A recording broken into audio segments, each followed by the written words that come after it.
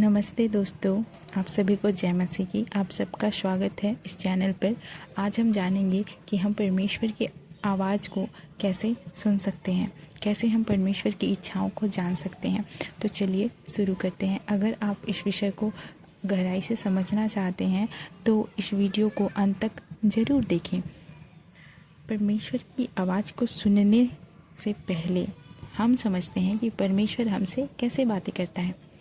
तो परमेश्वर हमसे 3 रीति से बातें करता है। सबसे पहले वो हमें सपने के द्वारा बातें करता है, दूसरा वो हमें वचन के द्वारा बात करता है और तीसरा वो हमसे साक्षात अपने आवाज़ में बात करता है। जी हाँ प्रियो, परमेश्वर इन 3 रीतियों से लोगों से क्या करता है, बातें करता है। तो क्या आप भी परमेश्वर से बात करना चाहते हैं और उसकी आवाज़ को सुनना चाहते हैं?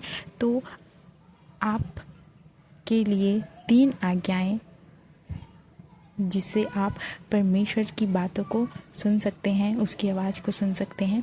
तो चलिए देखते हैं ये क्या क्या है। सबसे पहले तो आपको प्रार्थना करना है रोज़। जी हाँ, आपको परमेश्वर को पहला स्थान देना है अपने जीवन में। आप कुछ भी काम कर रहे हैं या कहीं भी जा रहे हैं, आपको परमेश्वर को अपने संग और साथ लेकर चलना है। दूसरा चीज़, आपको रोज़ बाइबल पढ़ना है। जैसा कि हमने आगे देखा कि परमेश्वर हमसे बात करता है अपने वचन के द्वारा। तो जब तक हम बाइबल नहीं पढ़ेंगे, परमेश्वर हमसे कैसे बात करेगा प्रियो? तो आपको ज़रूरत है कि आप रोज़ बाइबल पढ़ें और एक ऐसा टाइम फिक्स करें जहाँ पे आप बाइबल पढ़ें और परमेश्वर की आवाज़ को सुनने का और उसकी इच्छाओं को जानने का प्रयास करें। वहाँ पे आपके हाथ में कोई भी मोबाइल या अन्य कोई व्यक्ति ना हो, इस चीज़ का आप ध्यान रखें। जब हम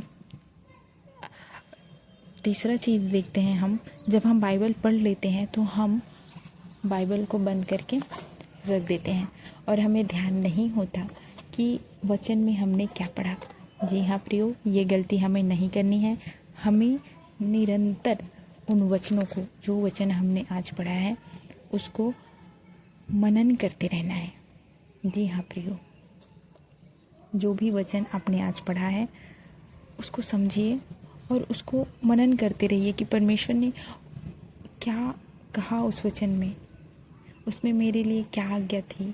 ऐसे उसको विचार कीजिए, फिर देखिए कि आपको समझ आने लगेगा कि परमेश्वर ने आपसे क्या कहा है। हो सकता है शुरू में आपको समझ में ना आए, किंतु प्रियो, जब परमेश्वर का अनुग्रह होगा तो अवश्य ही, मेरा ये विश्वास है कि परमेश्वर के वचनों को आप समझ जाएंगे और आप उसकी इच्छाओं को समझने लगेंगे। जी हाँ प्रियो, परमेश्वर अपने वचनों के द्वारा साक्षात आपसे बातें करता है। बस हम में ही कमी होती है कि हम उन वचनों को पढ़ तो लेते हैं, पर हम उसको अपने ध्यान में नहीं रखते। हम भूल जाते हैं क्या लिखा है क्या नहीं, ऐसा हम कर देते हैं ना। तो यही चीज़ हमको नहीं करना है। हमको उन वचनों को क्या करना है, मनन करना है। अब एक और चीज़ मैं बोलना चाहूँगी कि आपको मोबाइल से दूर रहना है। जी हाँ प्रियो, मोबाइल एक ऐसा चीज़ है जो आपको एक झटके में पाप में गिरा सकती है, या आपसे पाप करवा सकती है, या आपको सांसारिक जीवन की ओर लेके जा सकती है। ये आपकी आत्मिकता खराब कर सकती है। तो प्रियो, मोबाइल से जितना हो सके उतना दूरी बना के रखें और कोशिश करें कि आप मोबाइल में सिर्फ ऐसी ही चीज़ें देखें जिससे आपके आत्मिक जीवन में उन्नति हो। जैसे कि आप परमेश्वर के वचनों को सुन सकते हैं, परमेश्वर के गीतों को सुने, प्रचार देखें। ज़्यादा से ज़्यादा आप अपने दिनचर्या के काम, जो ज़रूरतें हैं, वो चीज़ देख लें, पर ऐसी चीज़ें ना देखें जो परमेश्वर को पसंद ना हों, जो आपके शरीर को अर्थात परमेश्वर के मंदिर को मैला करे प्रियो। तो आज हमने जाना कि हम परमेश्वर की आवाज़ को कैसे सुन सकते हैं। इसका हम एक निष्कर्ष अगर हम देखें तो हम परमेश्वर की आवाज़ को सुनने के लिए 3 से 4 काम कर सकते हैं। पहला कि हमें मोबाइल में सिर्फ आत्मिक चीज़ें देखनी है। दूसरा कि हमें परमेश्वर से प्रार्थनाएं करनी है और अपने जीवन में परमेश्वर को पहला स्थान देना है। तीसरा कि हमें रोज़ बाइबल पढ़ना है और उन वचनों को मनन करना है। जी हाँ प्रियो, ये 4 काम ही थे जिसके द्वारा मैंने परमेश्वर की आवाज़ को सुना और परमेश्वर की इच्छाओं को अपने जीवन में जाना, और परमेश्वर ने मेरा जीवन संपूर्ण रीति से बदल दिया। मैं आशा करती हूँ कि आपको हमारा ये वीडियो पसंद आया होगा।